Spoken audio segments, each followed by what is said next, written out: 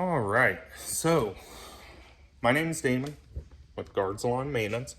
We're a lawn care and landscaper in the Kansas City area, mainly the Liberty and North Kansas City area that everybody likes to call Liberty. That's a joke for anybody else watching that knows this area. Um, we got Liberty over here, and then we got Kansas City just on the other side of 35.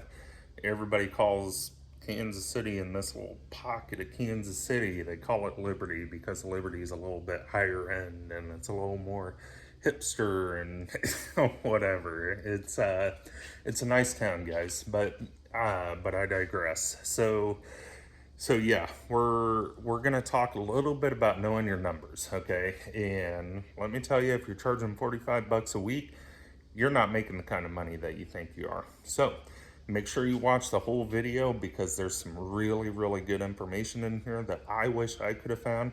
Because I tell you, none of the YouTubers were talking about this whenever I first started. I always heard know your numbers and do this, do that. But make sure you know your numbers. Well, if you're like me, you didn't come from an accounting background. So you had to go through a little bit of hard knocks and learn these things. So let's go inside, let's go to the whiteboard, and let's find out what it means to know your numbers. Okay, so a lot of service-based businesses, a lot of guys that start out, they're like, oh, well, hey, so I have a leaf blower, I have a string trimmer, I have a mower.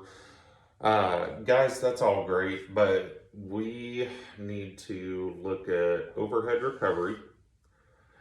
And this is just an example. So your numbers may not apply directly, but this is a really, really good example of what kind of overhead recovery system you can use. So this is going to be step one. So we need to figure out what our fixed expenses are. And of course, you may have more fixed expenses, you may have less. But really, at the heart of this, I want to really, really dive into what our fixed overhead expenses are going to be. So rent, even if you're running out of your house, out of your garage, you should still be able to pay yourself some rent. So for this example, we got 500. Let's say, okay, we got a truck. Once again, truck may be paid off. You may own it free and clear, but that truck is not going to last forever. Trust me, if it's a Chevy, Ford, Dodge, Toyota, whatever, I don't care, that truck's not going to last forever, especially pulling around a trailer and a mower all day long. That's going to wear that truck out quick. So we need to go ahead and pay ourselves $750 a month for that truck. What about handheld equipment? Oh, I already own a leaf blower. I already own a string trimmer. I may already have an edger. That's great. Once again, that stuff does not last forever. It will last you years and years doing a single yard once a week, running for 20, 30 minutes at a time. It'll last you a really, really long time if you buy some good equipment. But commercial equipment, once again, is not going to last forever. So we need to pay ourselves, I'm budgeting for just a basic string trimmer, a basic backpack blower, and a basic edger here. So for a total of $1,200, but that comes out $100 a month about. So we need to make sure we're putting that in a bank account too. What about that shiny new Skag, Right Stander, Exmark that you see all the other YouTubers running around? If you buy this mower, it's going to change your business. Guess what? That's going to cost you about $300 a month. What about getting it from property to property? Okay, so a single axle trailer will, in most cases, work. However, what you need to keep in mind, if you have one tire blowout, you're going to really, really be in trouble on a single axle. I prefer, we upgraded to a double axle trailer last year, and I would strongly recommend that. So once again, it may be paid off or not. You still need to be putting money in the bank. So let's say you get a middle of the road, just double axle 6x12 will do you just fine. That's going to cost you about $250 a month. What about commercial insurance? Guys, if you're not running commercial insurance and you get into an accident with a trailer, a mower, handheld equipment, and that paid off or shiny new truck, if you're running personal insurance, you're going to get kicked to the curb, most likely. That auto claim will not work out in your favor. So, you need to make sure you have commercial insurance. You need to make sure you have general liability. We'll say $1,000 a month. What about software? How are you going to run that software? Or how are you going to run your business? Stay organized, send out estimates, all that. This comes in many shapes and forms. However, I started with Yardbook. We're on LMN now, which is significantly more expensive than our example here. But let's say you get started with like a Jobber or QuickBooks, just something to stay organized, guys. That can vary anywhere from free to $600 a month. So we just put $200 a month here for our software.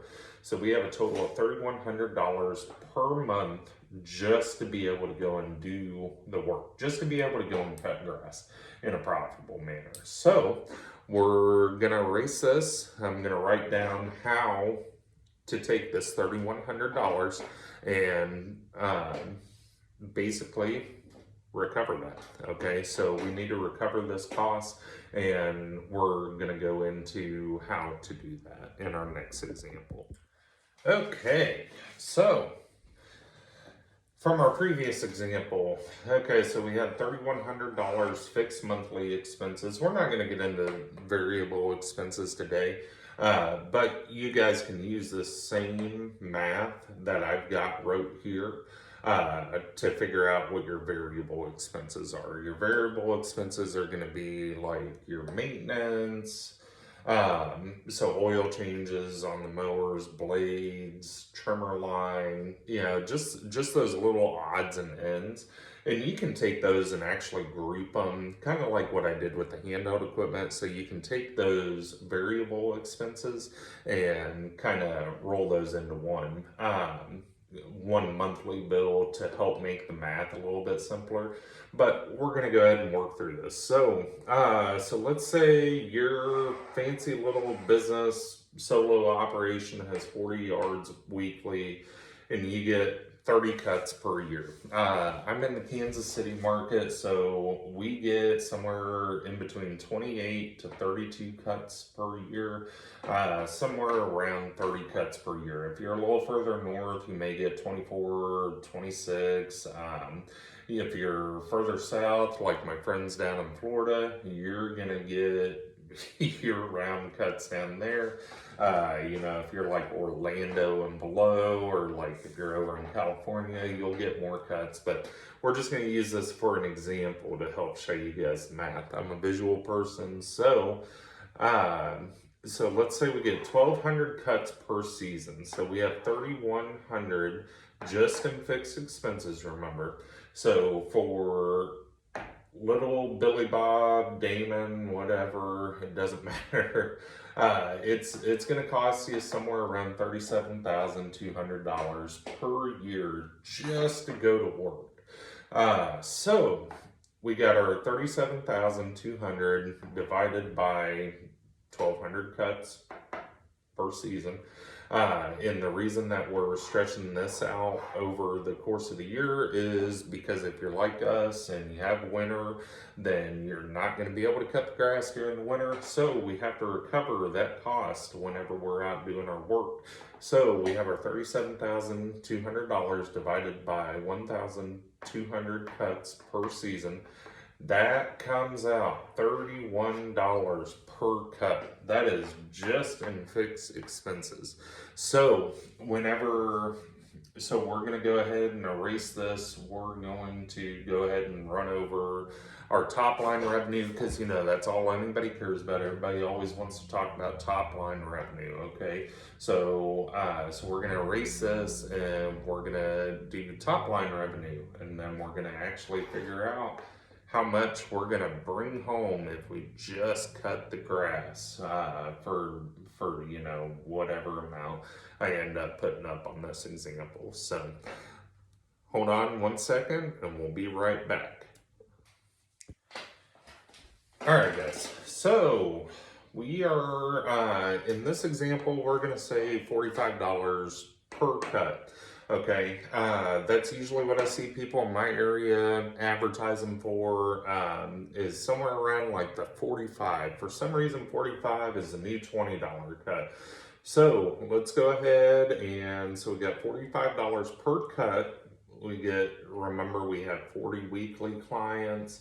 Hopefully you keep all those and you get to 1,200 cuts per year. Let's say it's a good season, not a hot and dry season like what we've had in Kansas City the last few years. So that's going to come out $54,000 in top line revenue. That's just if you cut grass, if you don't do any leaf cleanups, nothing else. Let's just say, okay, we got $54,000 in top line revenue. Okay, hey, I went out and started up a $54,000 a year company. Wow, gosh, I'm the latest greatest. Well, let's hold on a second, because we have just fixed expenses of $37,200 per month. Okay, so let's go down here. Let's so we got 54,000 minus $37,200 ends up with a net profit. Once again, not true net profit because this is just our fixed expenses. So we have a net profit of $16,800. Let's say you didn't have to change the oil one time, didn't have to put any fuel in the mowers, nothing like that. You made one spool of trimmer line last all year long. You get to take home $16,800. Wow, that's a lot of money. Here in Missouri, family of two, the poverty line in Missouri as of 2022 for a family of two, $17,240. That's very, very sobering, guys. So we're gonna talk a little bit more about this, but we're done with the whiteboard for now. Just wanted to show you, if you don't have to put any gas in the truck, mowers, anything like that, do 40 weekly cuts of $45, you're going to end up coming out just below the poverty line in Missouri. Okay, so what do we do with the information? Okay, Damon just told me I live below the poverty line in the state of Missouri. Oh crap, what do I do? So, you can do one of two things. You can sell off everything that you bought to go out and do the work. You can throw in the towel, and that's okay. If you want to do that, you can do that. Or you can sell more work. Do you cut grass only? I did whenever I first started. I started out just cutting grass. Hey, how many of my customers could use fertilizer and weed control? How many of my customers could use mulch in their flower beds? And so you find all this other work to do. One big thing that we do here, we added on irrigation.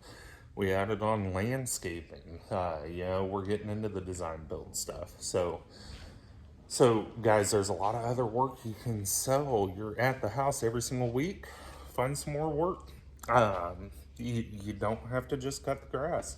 If you're getting into projects and you're a solo guy, sell the one big word of advice: sell the work, and then schedule it for during the off season. So you if you've been doing it for a few years, whenever mowing's gonna wind down, and everybody else sits there and panics. Oh my God, the grass is dying. What am I gonna do?